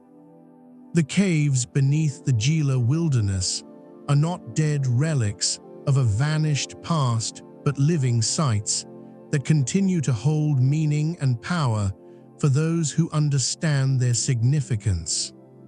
For many Pueblo people, the Gila region is not a remote wilderness, but part of their ancestral homeland, a landscape filled with the traces of their forebears and imbued with spiritual significance. The visible cliff dwellings are acknowledged in their oral traditions as places where their ancestors lived during the migrations that eventually brought them to their current home territories along the Rio Grande. But the deeper caves, the hidden chambers and passages, occupy a more ambiguous space in these traditions. Some knowledge about these deep caves has been preserved in restricted contexts, held by religious societies, and passed down through carefully controlled lines of transmission. This knowledge is not shared with outsiders and often not shared even within the broader tribal community. It belongs to those who have been properly initiated and who have the responsibility to maintain it. From this perspective, the caves are not archaeological sites to be studied, but sacred geography that must be protected and approached with appropriate reverence. This creates a fundamental disconnect between archaeological and indigenous perspectives. Archaeologists see the caves as sources of data about the past, sites that can be investigated using scientific methods to extract information about ancient lifeways, technologies, and cultural practices. Indigenous communities often see the same caves as living sacred sites, places where ancestors are present, where spiritual powers dwell, and where certain activities and ceremonies should continue to be performed by those who have the right and the responsibility to do so. Neither perspective is wrong, but they are often incompatible in practice. Scientific investigation typically requires physical intervention, excavation, sampling, documentation, analysis. These activities can be seen as disrespectful or even sacrilegious from an indigenous perspective, particularly when they involve disturbing burials, removing artifacts, or accessing spaces that are meant to be restricted. The archaeological emphasis on publication and public dissemination of findings can conflict with indigenous beliefs that certain knowledge should remain secret or should be shared only within appropriate cultural contexts. Over the past several decades, efforts have been made to bridge this gap through collaborative approaches that involve indigenous communities in archaeological research from the beginning, giving them a voice in determining research questions, methodologies, and what happens to findings and artifacts. These collaborative projects have produced valuable research while respecting indigenous concerns, demonstrating that it is possible to practice archaeology in ways that are both scientifically rigorous and culturally sensitive. In the Gila region, some limited collaboration has occurred.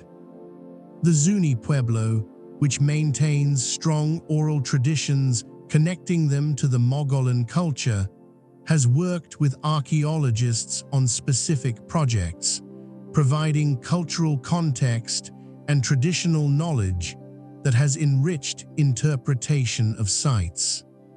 Other pueblos have been consulted on cultural affiliation questions and have provided input on management decisions for sites on federal lands.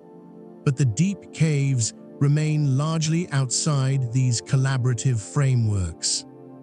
They are simply too sensitive, too closely connected to restricted knowledge and ongoing ceremonial practices for many indigenous communities to be comfortable involving outside researchers. Some traditional religious leaders have stated explicitly that certain caves should not be entered by anyone who is not properly initiated and authorized, and that attempting to investigate them scientifically would be not only disrespectful but spiritually dangerous. This raises profound questions about how democratic societies should handle situations where scientific interest in studying the past conflicts with religious beliefs about appropriate treatment of sacred sites. Do descendant communities have an absolute right to restrict access to sites on public land? Or does the public interest in understanding history and the scientific interest in investigating the past take precedence? How should these competing claims be balanced? Federal law provides some guidance. The Native American Grave Protection and Repatriation Act gives federally recognized tribes significant authority over sites and artifacts affiliated with their ancestors, particularly when human remains or sacred objects are involved. The Archaeological Resources Protection Act requires permits for any excavation or removal of archaeological materials from federal lands and mandates consultation with affiliated tribes. The National Historic Preservation Act requires federal agencies to consider the impacts of their actions on historic properties and to consult with tribes when such properties might be affected. But these laws leave many questions unresolved. What constitutes proof of cultural affiliation, particularly when dealing with sites that are hundreds or thousands of years old, and when multiple tribes might claim connection to the same sites? What level of restriction is reasonable when sites are on public lands that theoretically belong to all citizens? How should the interests of scientific research be weighed against religious freedom and indigenous rights? In practice, these questions are negotiated on a case-by-case basis, often with unsatisfying results.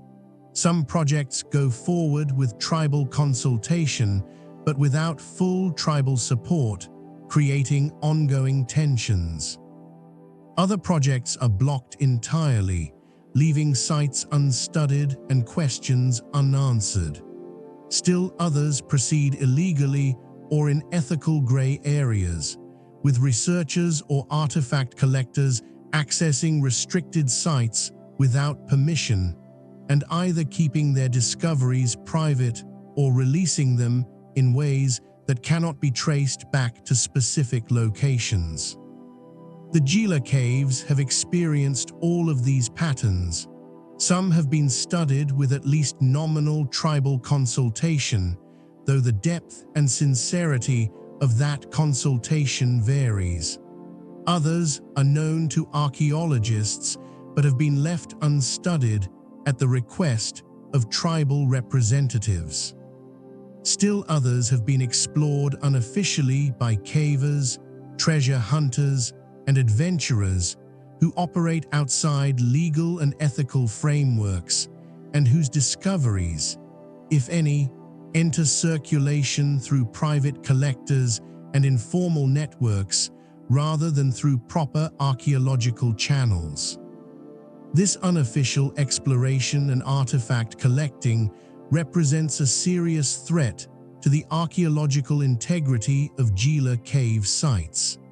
Every artifact removed from its context without proper documentation represents lost information about the past. Every cave entrance that is disturbed or modified makes it harder to interpret the site's original character. Every chamber that is vandalized or carelessly explored represents cultural heritage that has been damaged or destroyed. The remoteness of many Gila caves makes them particularly vulnerable to this kind of damage. They are far from regular ranger patrols, accessible only to those willing to undertake difficult cross-country travel, and visits may occur months or years apart. An artifact collector or pot hunter can spend days or weeks systematically looting a cave site, removing everything of obvious value, and it may be years before anyone notices. By the time the damage is discovered, the artifacts are long gone, scattered into private collections where they may never be seen by archaeologists or returned to appropriate authorities. Law enforcement efforts to combat archaeological looting in the Gila wilderness face enormous challenges. The area is vast, the number of potential sites is large, and the resources available for monitoring and enforcement are limited. Forest Service law enforcement officers and rangers do what they can, but they are spread thin and must balance archaeological protection with many other responsibilities. Prosecuting looters requires catching them in the act or finding them in possession of artifacts with clear provenance to federal lands, both of which are difficult in remote wilderness settings. Some of the most serious threats to Gila caves come not from deliberate looting, but from well-intentioned but poorly informed visitors. Recreational cavers exploring passages may inadvertently damage fragile formations or archaeological features. Hikers who discover cave entrances may enter out of curiosity, walking across archaeological deposits without realizing they are destroying context, or handling artifacts without understanding the damage this can cause. Photographers seeking dramatic images may disturb dust layers or move objects to get better shots. Education and outreach are critical to addressing these problems. The more that visitors to the Gila wilderness understand about the archaeological significance of caves and the importance of leaving sites undisturbed, the better protected these sites will be. The Forest Service and partner organizations have developed educational materials explaining cave ethics and archaeological preservation, and rangers provide this information to wilderness visitors when possible. But reaching everyone who might encounter a cave site in the vast wilderness is impossible, and some damage continues to occur simply through ignorance. Climate change represents another emerging threat to Gila Cave sites, though one whose full impacts are not yet clear. Changing precipitation patterns, increasing temperatures, and more frequent and severe wildfires are all affecting the Gila ecosystem in ways that could impact cave preservation. Reduced rainfall might affect groundwater levels and humidity in caves, potentially accelerating the deterioration of organic materials.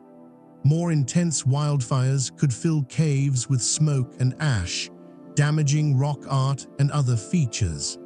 Changes in vegetation outside caves could affect airflow patterns, microclimate, and access. Monitoring these impacts requires long-term data collection, but the baseline information needed for comparison is often lacking. Many Gila caves have never been systematically documented, so detecting changes over time is difficult. Some efforts are being made to establish monitoring programs, using digital photography to create permanent records of cave conditions that can be compared in future years to assess changes. But these programs are limited in scope and face the same resource constraints that affect all aspects of Gila cave management. Looking forward, what is the future of the Gila cave systems and the knowledge they contain? Several possible scenarios can be imagined, each with different implications for how we understand and value this archaeological heritage. In one scenario, the current status quo continues. The caves remain largely unstudied and unprotected, known to exist, but not systematically investigated or managed. Occasional discoveries are made by researchers or explorers, adding small increments to our knowledge, but never producing the comprehensive understanding that would come from a coordinated research program. Sites continue to deteriorate slowly from natural processes and from occasional human disturbance. Knowledge that could be recovered is gradually lost as organic materials decay, as unstable passages collapse, as artifacts are scattered by looters or well-meaning but careless visitors. In a second scenario, indigenous communities take a more active role in managing and interpreting the caves. Working with federal land managers, tribes develop cultural preservation programs that monitor sites, restrict access to sensitive areas, and conduct research using methodologies that respect cultural protocols. This might mean that some caves are never fully investigated by outside researchers, that some knowledge remains restricted within tribal communities, but it also means that the sites are protected and that their significance is recognized and honored by those with the deepest cultural connection to them. In a third scenario, advances in non-invasive research technologies make it possible to study caves in greater detail without the kinds of physical intervention that are most problematic from an indigenous perspective. Remote sensing, digital documentation, chemical analysis of air and water samples, and other techniques could extract significant information while minimizing disturbance to sites. This could create new opportunities for collaborative research that respects indigenous concerns while advancing scientific understanding. In a fourth scenario, a major discovery in one of the deep caves, something so significant that it cannot be ignored, forces a reconsideration of Gila prehistory and generates the resources and attention needed for comprehensive research. Perhaps such a discovery has already been made and is being quietly investigated, or perhaps it awaits someone who ventures into the right passage at the right time. A well-preserved burial with elaborate grave goods, a chamber filled with intact artifacts, a cache of materials that provides definitive evidence of early metallurgy or long-distance trade. Any of these could transform our understanding and shift priorities for research and preservation. The reality will likely involve elements of all these scenarios. Some sites will continue to be neglected, others will be managed in collaboration with tribes, new technologies will be applied where appropriate, and occasional significant discoveries will generate bursts of attention and activity. The key is to move toward approaches that balance the multiple interests and values associated with these sites. Scientific research, indigenous cultural preservation, public education, and protection of irreplaceable heritage.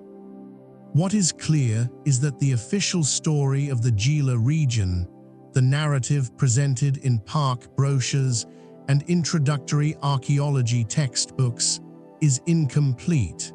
The visible cliff dwellings are real and significant, but they are only the surface layer of a much deeper and more complex history. Beneath the documented sites, beneath the trails and interpretive signs, lies a network of caves and passages that hold secrets we have barely begun to uncover. These caves contain evidence of human ingenuity and adaptation stretching back thousands of years. They contain artifacts that challenge our assumptions about what ancient peoples knew and what they were capable of achieving. They contain sacred spaces where generations of shamans and priests sought visions and communion with supernatural powers. They contain mysteries that we may never fully solve, questions that resist easy answers, ambiguities that remind us how much we do not know about the past. The Mogollon people who built the cliff dwellings 700 years ago were the inheritors of traditions far older than themselves. They were drawing on knowledge accumulated over millennia, knowledge about where to find caves, how to modify them for human use, what purposes they could serve, what powers resided in the darkness beneath the earth. When they abandoned the Gila region around 1300 CE, they took some of that knowledge with them, preserving it in the oral traditions and ceremonial practices of their descendants. But some was left behind, encoded in the physical remains, in the architecture and artifacts, in the rock art that still adorns chamber walls deep in the mountains. Every passage that remains unexplored, every chamber that has not been documented, every artifact that still rests where it was placed centuries ago, represents a potential window into that lost knowledge. We can choose to leave these windows closed, respecting indigenous wishes for privacy and honoring the sacredness of sites that were never meant for outsider eyes. We can choose to open them carefully, using collaborative approaches that involve descendant communities and respect cultural protocols. We can allow them to be opened carelessly by looters and vandals who care nothing for the knowledge that is destroyed. Or we can watch them close permanently as passages collapse and materials decay beyond recovery. These are not easy choices, and there is no single right answer that will satisfy everyone. What is needed is ongoing dialogue, mutual respect, and recognition that different people and communities have different but equally valid relationships with these ancient sites. Archaeologists are not wrong to want to study them, to extract information that can enhance our understanding of human history. Indigenous communities are not wrong to want to protect them, to preserve their sanctity, and to maintain the cultural knowledge associated with them. The challenge is to find ways to honor both sets of values. The Gila wilderness will continue to guard its secrets, yielding them slowly and reluctantly to those who approach with patience and respect. The caves will continue to exist in the darkness, their passages winding through the mountain, their chambers holding the traces of those who came before. And people will continue to be drawn to them, motivated by curiosity, by spiritual seeking, by the desire to understand our past, by the simple human impulse to explore the unknown. What we find in those depths, and what we do with what we find, will say as much about us as it does about the ancient peoples who created these remarkable sites. Will we approach with humility and respect, recognizing that we are guests in spaces that belong to others? Whether those others are the spirits and powers that indigenous traditions say dwell there, or the descendants who maintain cultural connections to these places, or simply the past itself, which deserves to be treated with care and reverence. The whispering depths of the Gila wilderness have much to teach us if we are willing to listen.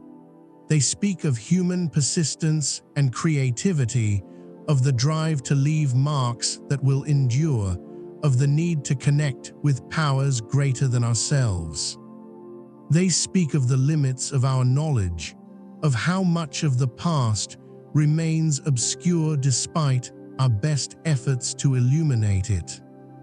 They speak of the importance of place, of how landscapes shape cultures and how cultures in turn shape landscapes, creating geography that is simultaneously physical and spiritual, material and meaningful.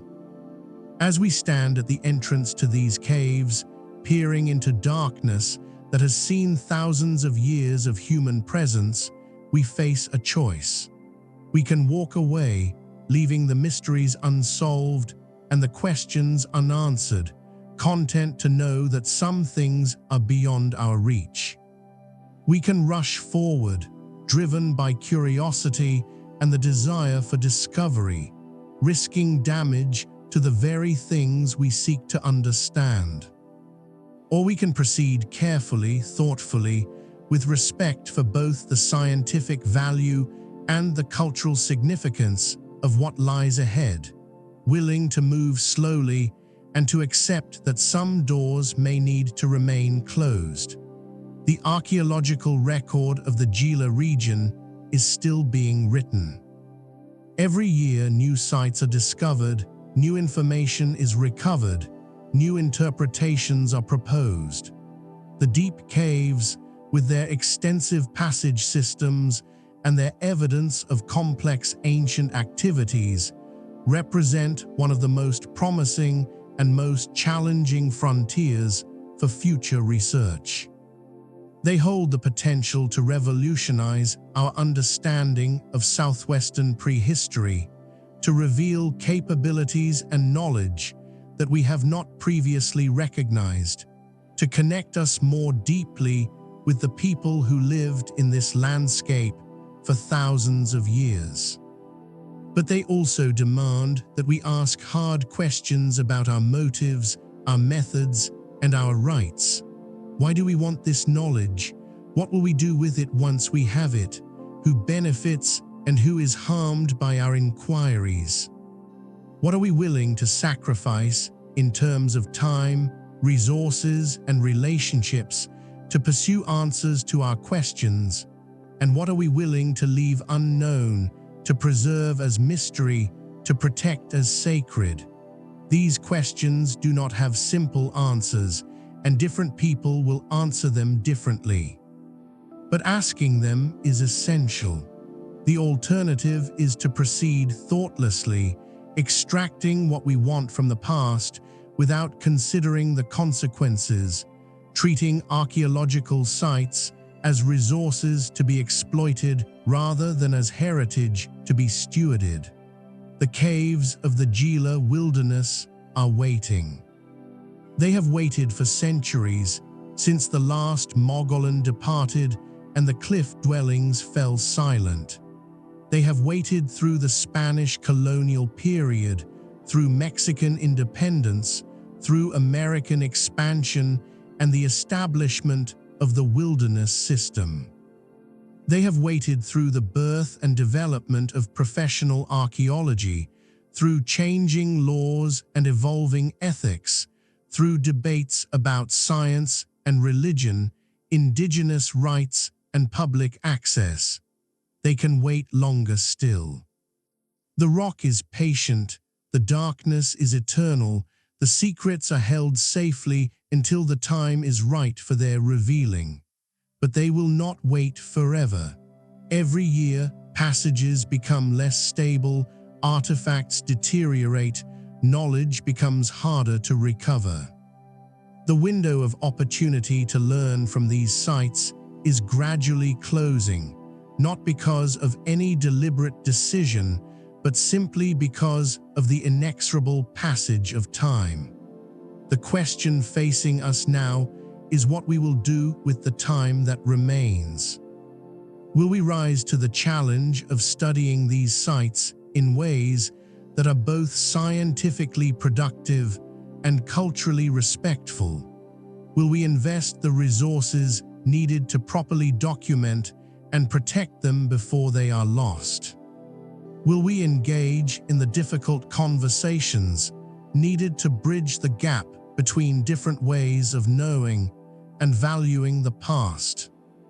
Or will we continue with half measures and missed opportunities, with occasional explorations that add fragments to our knowledge without producing comprehensive understanding, with sites discovered and then forgotten, with discoveries made but never properly investigated?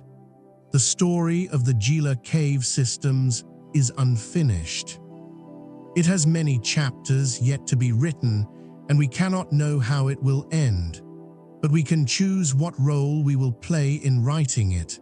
We can be careless actors who damage what we touch, or thoughtful stewards who preserve while we learn. We can be isolated researchers pursuing our own interests, or collaborative partners working with descendant communities toward shared goals. We can be passive observers who simply document what is disappearing, or active preservers who work to protect what remains. The whispers rising from the depths of the Gila caves are messages from the past, but they are also questions for the present. How will we honor those who came before? How will we balance our desire for knowledge with our responsibility to respect? How will we ensure that these remarkable sites, these windows into thousands of years of human presence in the Southwest, survive for future generations to study and to value? The answers to these questions will determine not just what we learn about the past, but what we preserve for the future. They will shape how we understand ourselves as inheritors of a rich and complex archaeological heritage, as stewards of landscapes that hold both scientific and spiritual significance, as participants in ongoing relationships between the living and the dead, between the present and the past.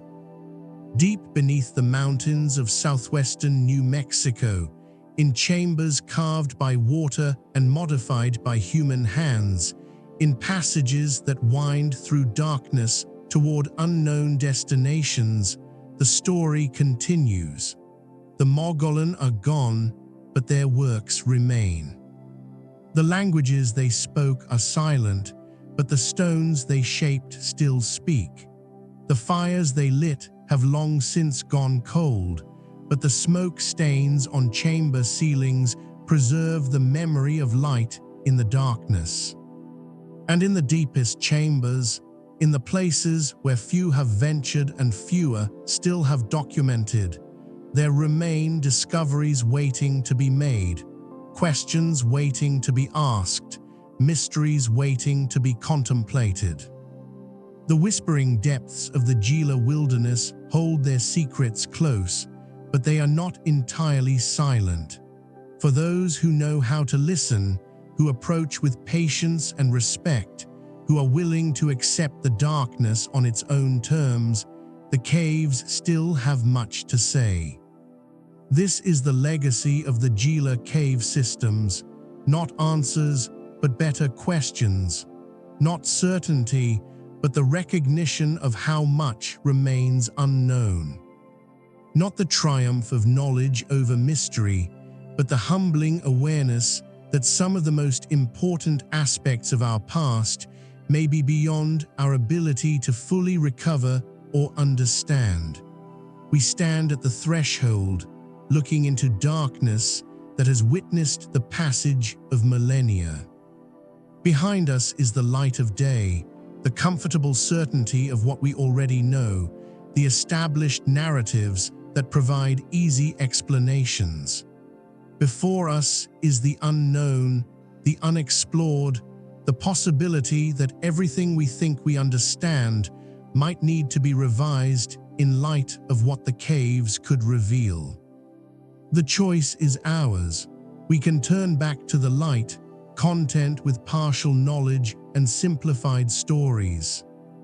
Or we can venture forward into the darkness, equipped with our lights and our tools, our theories and our questions, our respect for the past and our responsibility to the future, ready to encounter whatever the whispering depths choose to reveal.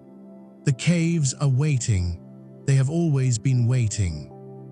And they will continue to wait, patient and eternal, until we are ready to hear what they have to say.